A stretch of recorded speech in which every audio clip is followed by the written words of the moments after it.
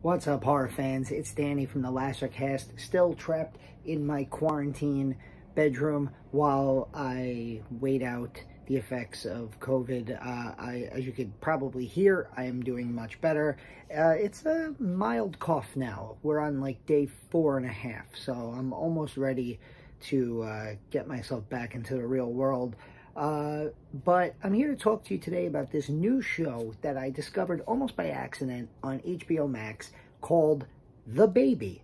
When I saw it, I thought, oh, that's cute. It's a new show about a baby. Why would I ever cover this on a horror channel? It probably is a coming-of-age thing or a romantic comedy or something to that nature.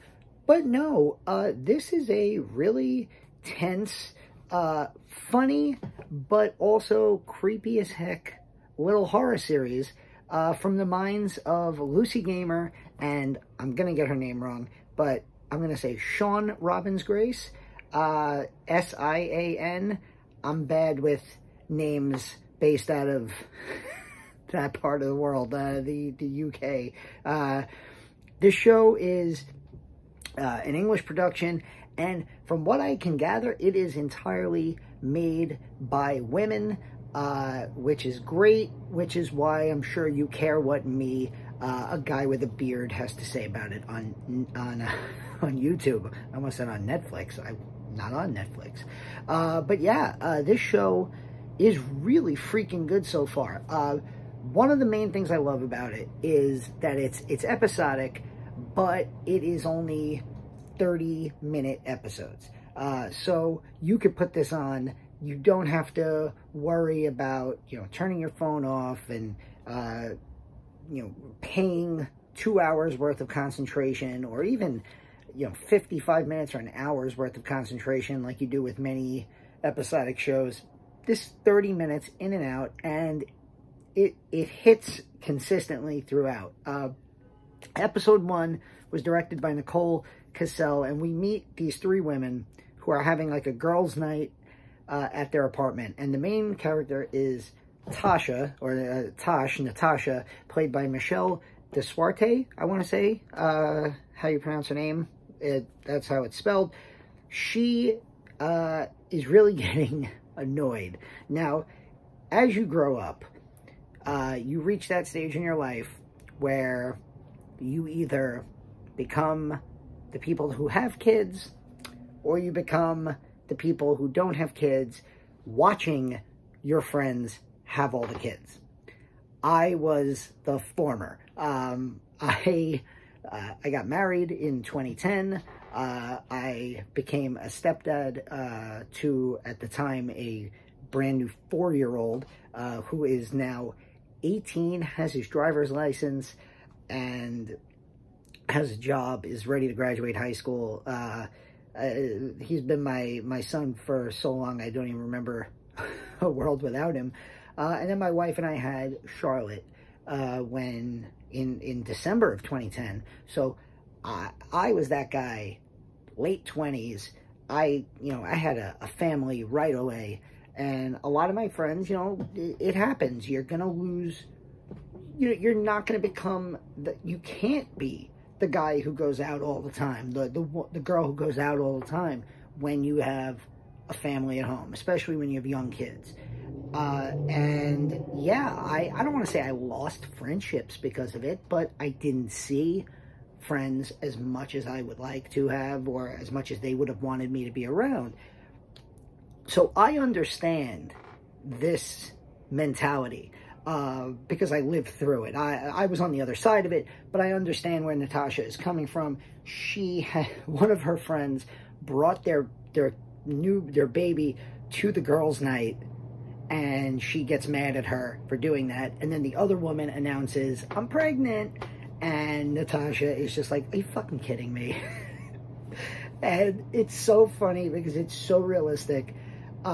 She ends up, obviously ticking off her friends for her anti-baby point of views, and they leave, and she decides she needs to just get the frick out of here. She needs to get away from everything. So she ends up finding this little cabin way out at the bottom of a cliff. Now, episode 1 begins this cold open where a woman is running through the woods with a baby, and she gets to the edge of this cliff, and she just backs up, and she puts the baby down, and she just, boom, dead. And then the baby crawls towards the edge of the cliff as these 2 police officers run after, and the baby goes over the side of the cliff. And you're like, that's how the show starts? What the hell is going on? Natasha takes this cabin at the edge of this cliff.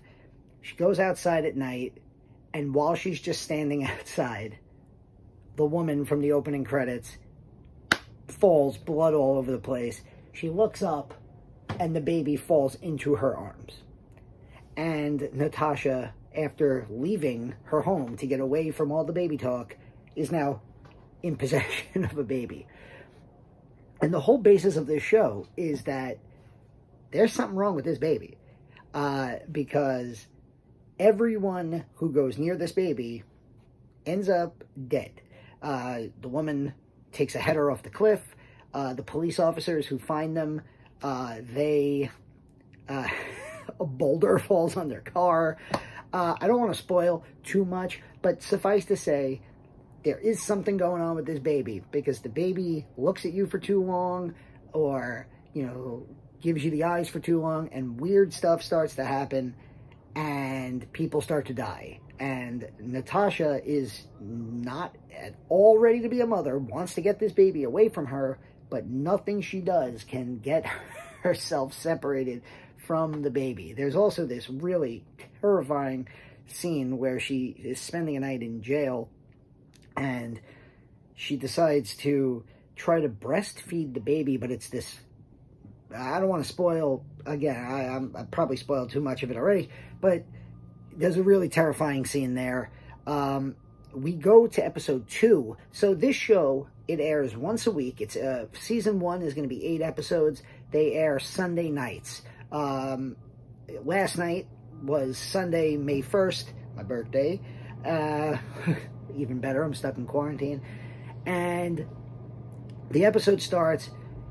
Suddenly, everyone's memory is a little warped. Her 2 friends from episode 1 are like, Natasha, you know, you have this baby. And she's like, it's not my baby. You know it's not my baby. You're my friend. You know I don't have a baby. And they're like, okay, that's not funny. And so Natasha's in this place now of like, what is going on? And she starts to try to look into the woman who fell off the cliff. Who was she? Why did she put her baby down and commit suicide? We find out because of a series of both flashbacks and current events that it wasn't her baby either. And that this baby has a history, a dark history of creating death, destruction, and mayhem to whoever come across it, wherever it goes. And yeah, I really love where this series is going, because at one point, yeah, at the same time, as a parent, as somebody who raised a baby, it's very hard to just, no matter how evil you think that this thing is, it's still just a cute little baby. And if you can't separate that. Like, you can't just be like, nope, you're evil, and chuck it away, because there's just that part of you that identifies with a baby. You might not want to be a parent, you might not want to hold the baby at the party, but once the baby's in your arms, you're not just going to be like, ugh, you know? So there's that aspect to it. And it reminds me a lot of, obviously, Rosemary's Baby, where Rosemary, at the end of Rosemary's Baby, spoilers for a 1968 horror film, but, you know, she gives birth to the son of Satan, and she can't look at him because he's hideous, but then at the end of the episode, she goes to the cradle, and she's, you know, calming the baby down, and she's about to take her role as the mother of the Antichrist, because even she, with the child of Satan, can't look away from the baby. So there's that aspect to it, but then there's also the aspect of, this baby's freaking killing everybody. And there are some really creepy things going on here. And 2 episodes in, I am loving this show. I recommended it to Pete and to Sherry. I told them they need to get on it. Pete was having trouble finding time. I said, I'll do this first review. Try to check it out during the week. So, if you've seen this show on HBO Max, leave a comment. Tell me what you think. I happen to think this is a great little show. And one thing that I will say about HBO Max that I'm loving, Pete and I, over on the Comic Books Transformed channel, we did deep dive reviews of every episode of Raised by Wolves. And that was an HBO Max sci-fi series. And they have, on HBO Max, it's almost like DVD extras, where for every episode, they have a little behind-the-scenes featurette. They have, like, what happened on the last week's episode, what to look forward to, and then they have a little behind-the-scenes. And they had a cute little behind-the-scenes featurette about working with the 2 babies. The 2 babies are Albie Pascal Hills and his twin brother, Arthur Levi Hills. We get to meet their parents, Izzy and Ash, who, from everything the creators of the show, from everything they say, they are just wonderful parents and great to work with, having their kids on board on this show.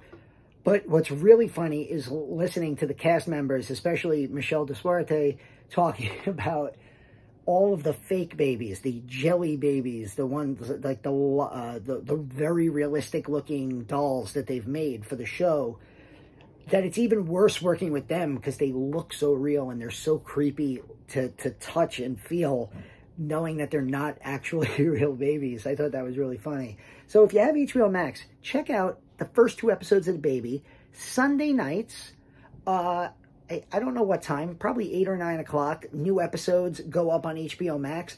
I will be reviewing them. I'll be watching them Sunday nights. I will be posting reviews on Monday morning. And yeah, let me know what you think about The Baby on HBO Max. This has been Danny from the Lassercast. Hopefully the next time you see me, I'll be back with my horror bookshelf behind me in the living room, ready to go back into get out of my quarantine zone and get back into the real world. So, like and subscribe, and we'll see you soon.